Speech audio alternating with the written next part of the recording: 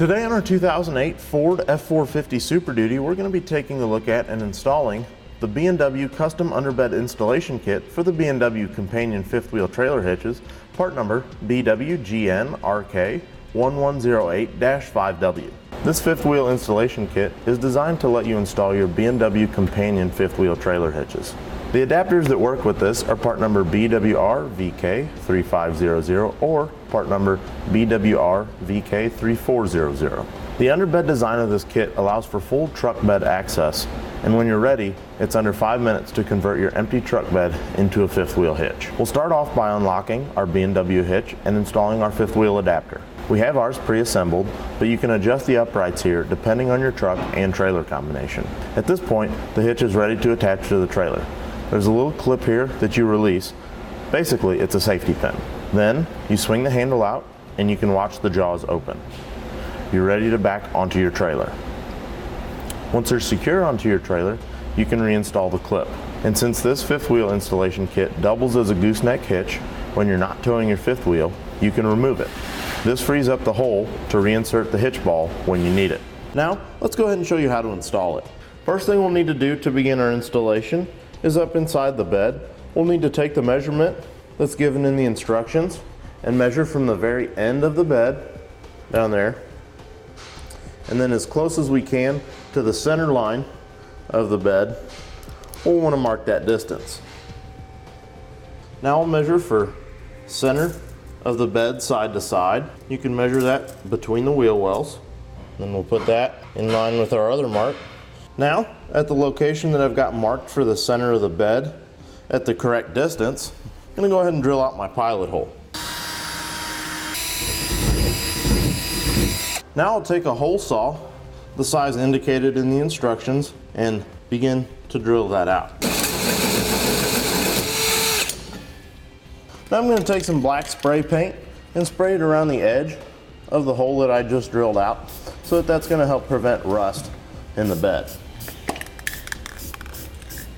Now I've gone ahead and taken the spare tire down for the ease of installation and to make it easier to see. Next thing we'll need to do is take down this spare tire heat shield. So we'll need a 10mm socket in order to remove those two bolts. And then up on the inside of this tab here, there's going to be two 13mm nuts.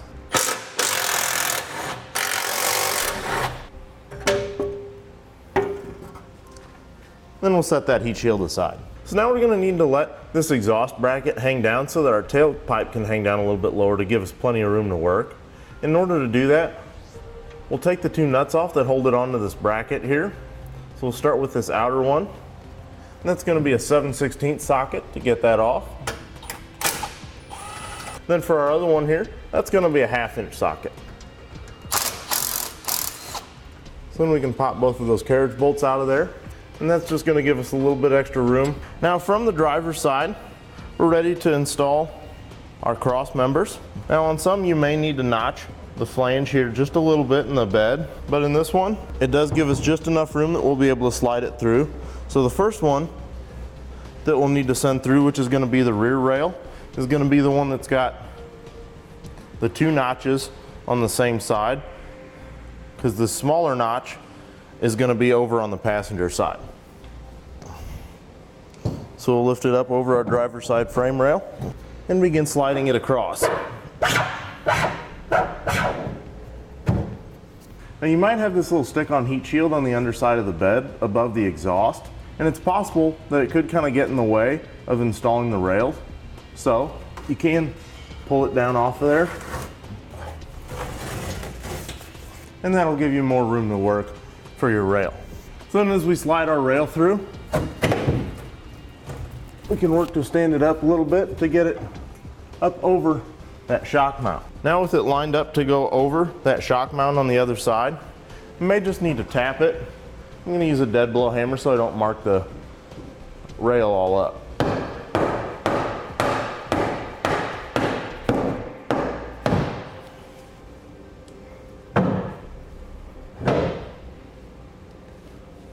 So then, after using the hammer to help get our plate back into place, all I did was use a pry bar and stuck it through one of the holes similar to what I did earlier, in order to stand it upright in about the position that I'll need.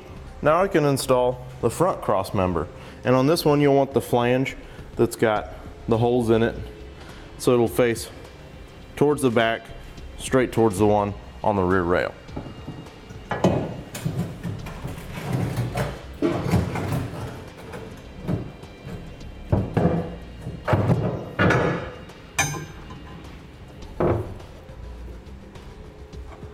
Now with both of our cross members in the approximate position that we'll need them, we can take one of our clamping straps for the side plate and put it over the frame.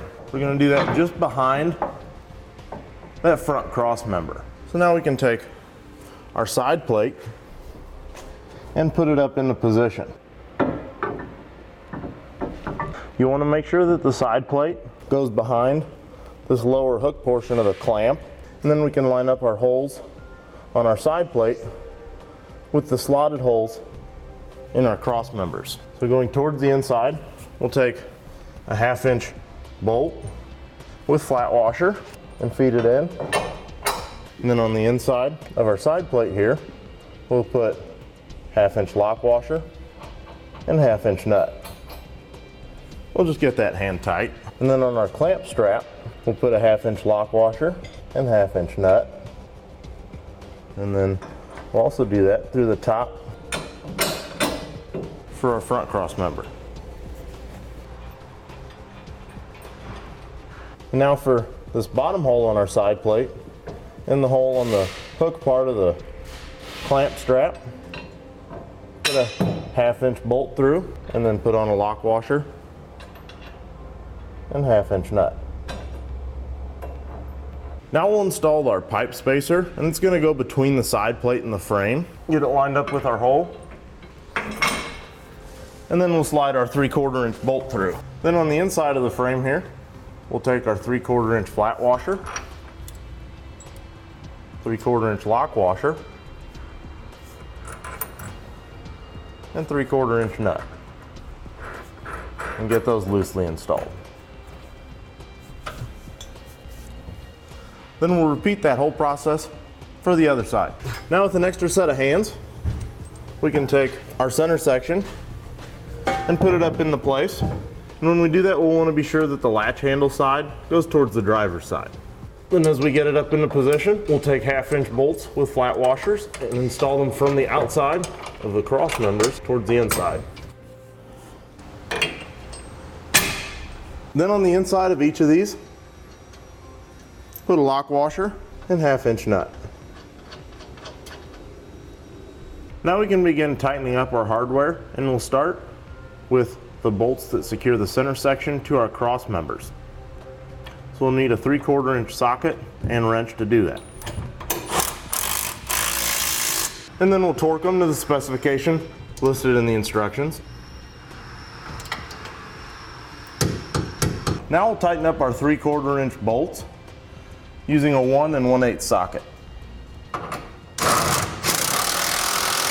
Then we'll torque them to the specification listed in the instructions. Now using a 3/4 inch socket and wrench, we'll tighten up our bottom clamp strap bolts.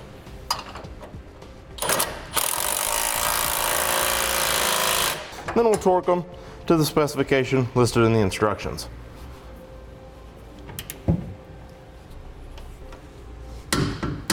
Now use the 3/4 inch socket and tighten up the nut on the clamp strap studs. And then we'll torque those to the specification listed in the instructions. And keep in mind, anything that we do on one side, we'll be doing that same thing on the other side. Then using a 3/4 inch socket and wrench, we'll tighten up the bolts that secure our side plate to our cross members, and torque those down to the specification listed in the instructions. Now we can take our latch handle and feed it through.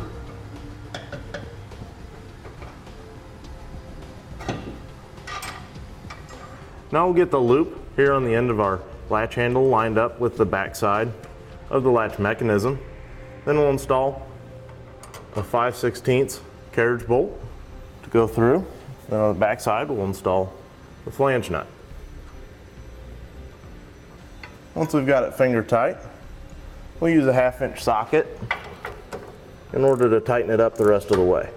Now we'll get ready to start drilling out the holes for our safety chain U-bolts. And you'll want to use the holes that line up best with the low part of the corrugation so that those U-bolts will sit down as flush as possible when they're not in use. So I'm going to use this inside set of holes here. I'm just going to start with a pilot bit up through the center of it. And I'll do that for both the holes on this side. Then I'll do the same thing for the holes for the U-bolt on the other side. Then from inside the bed, I'll step up drill bit sizes, drilling each of these holes out until I've reached the final size.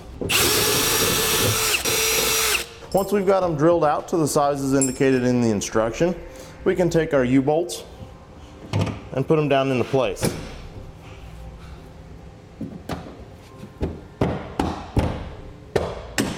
Now back underneath, we can take our springs, put large side up first, with the narrow side going over the end of the U-bolt last, and then we'll put on 1/2" nut. Then we'll use a 3/4" socket to tighten the nut on each side of the U-bolt until it's flush with the head of the bolt there. We'll do the same thing to the other side. Now we can reinstall anything that we removed in order to install our gooseneck.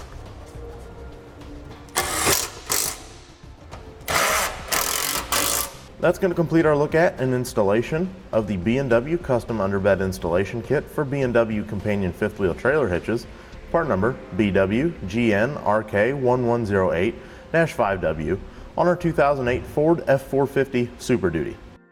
Click the link below to shop, learn more, or visit us at etrailer.com.